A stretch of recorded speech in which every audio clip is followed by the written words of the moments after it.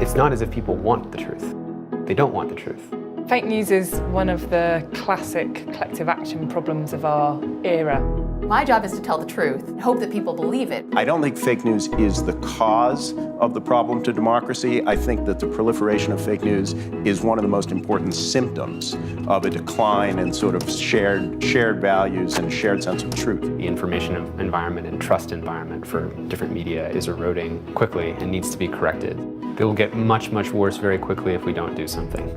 There is a very real sense of urgency to tackle the spread of misinformation, or what is more commonly known as fake news. A historical problem that now spreads with a virality once impossible before social media. The problem may be old, but these conditions are new. In fact, the largest longitudinal study on the phenomenon of false news and how it spreads was first published as recently as March 2018. After poring over millions of tweets written over the course of 10 years, researchers from MIT concluded that falsehood diffused significantly farther, faster, deeper, and more broadly than the truth. A couple of months earlier, political scientists from Dartmouth College, Princeton University, and the University of Exeter released equally troubling findings. Through analyzing the browsing history of thousands of Americans in the run-up to the 2016 election, they discovered that 1 in 4 citizens had seen at least one false story. As these patterns begin to emerge, measuring the actual scale and impact of fake news remains elusive, and we seem nowhere closer to solving the problem itself. Part of that difficulty stems from the very fact that there is little consensus on what fake news means. I think first we have to define fake news because we have two competing definitions that emerged over the course of 2016 as I was covering the election. At USA Today and at the USA Today Network, I actually instituted a rule not to use the phrase fake news. It's not news. What it is false information or propaganda. There was a very real phenomenon of purported news that was completely fabricated, particularly hoaxes. And that's not a new phenomenon. Anybody who's seen Snopes.com knows that urban legends and rumors that flatter people's biases have existed for as long as we've had human nature. But the internet and social media have given them a new platform, a new altitude, a new ability to spread. That said, the meme, fake news, as applied to any legitimate news outlet by people who don't like what the news outlet is reporting, that is obviously a major challenge for news organizations. In January 2018, the European Commission called upon a group of 39 experts, including staffers from Twitter, Facebook, and Google, to provide recommendations on how governments and tech companies could best address the spread of fake news. In March, this high-level group released a report calling for greater transparency on the part of social platforms, while stressing the importance of self-regulation. But much like the problem itself, they're just beginning to untangle its root causes and caution against applying simplistic solutions. What responsibility, if any, do these technology firms have in addressing the dissemination of misinformation on their platforms? The media environment that all of our minds are plugged into, and not just the social media environment, but just the way that technology is steering the thoughts, feelings, and beliefs of 2 billion people every day. For our digital and social firms, they like to position themselves as more like a telephone wire where they don't control the content. But the fact is that they are already controlling the content because they have algorithms that control what we see. So they're already acting the part of editor. These private sector tech platforms, which do have a role as essentially media companies who are realizing that they can't just be hands-off and say, we're just the venue, we have nothing to do with what people say here. So I don't think they've figured it out either, but they are wrestling with it now for the first time. People are not going to stop using social media for news. And so given that, and given that that's the environment that we're all living inside of, how can we make those technology companies accountable to democracy and not just maximizing screen time?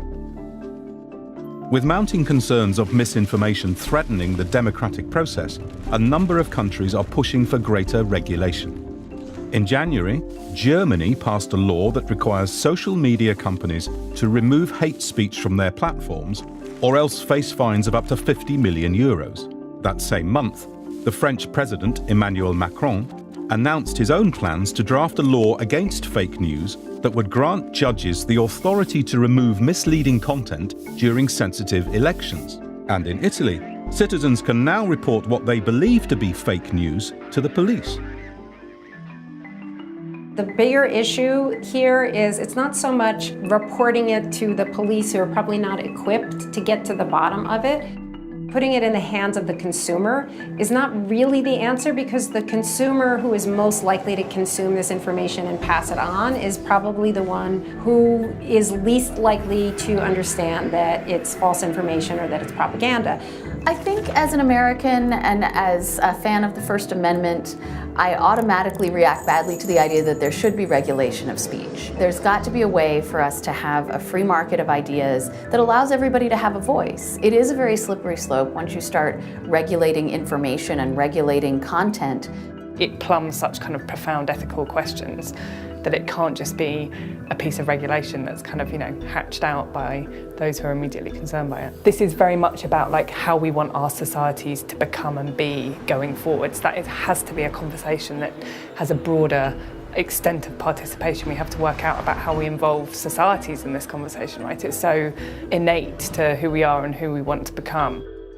The part of governments and technology firms has been central to the discussion. But what about the role of journalists writing and publishing stories in this context? When the digital advertising model rewards clicks, there's an inherent pressure to produce attention-grabbing headlines. And as the aforementioned MIT study revealed, truth can't always compete with fiction.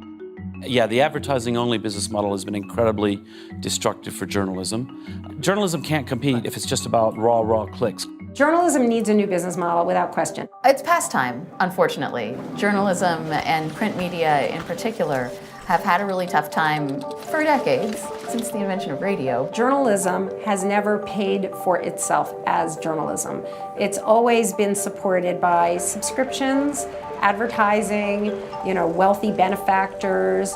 I'm a former local journalist. I began my career by working for newspapers, small newspapers in Ohio and Pennsylvania. And that's what's really been hollowed out, is people's sources of the information that matters to their lives, local media, reporters covering state capitals. There are fewer and fewer political reporters, legislative reporters. In the state governments where these laws are being made, it's not financially sustainable right now. In fact, right now, the most sustainable business model for print media appears to be well-intentioned billionaires. But we know that media, like everybody else, is in the midst of this digital transformation, and there will be a new model, and somebody's going to figure it out, and hopefully soon. I think we have to start solving this problem, not the layer of what should news do, but how do humans actually work? And because we actually work in a way where we want to confirm our beliefs and we'll seek out places that confirm our beliefs, how would we then have technology companies, knowing that about us, augment our experience to break open some of those patterns? In a hyper-partisan environment, you will have people constantly search for sources of news and information that confirm their prior political beliefs. They will often fail to find that in the most credible news media, and they will seek it out elsewhere. If it all boils down to human nature, how do we go about correcting it? Or at the least, understand and work around this vulnerability? If we only couch this in negative terms, if we only couch this in terms of the dangers, it's not going to incentivize everybody to solve the problem. Yeah, I think it's important to see the upside of social media, because on the one hand, everybody's always yelling at each other, and that probably has more to do with people and human nature than it does with the platform. But on the other hand, it empowers people who haven't had a voice before. Just being cognizant of how many more people are going to come online in the next 5 years, and how ill-prepared in some ways people are to the sophistication of how they will be manipulated effectively. Part of what we're seeing fake news do is drive people away from each other.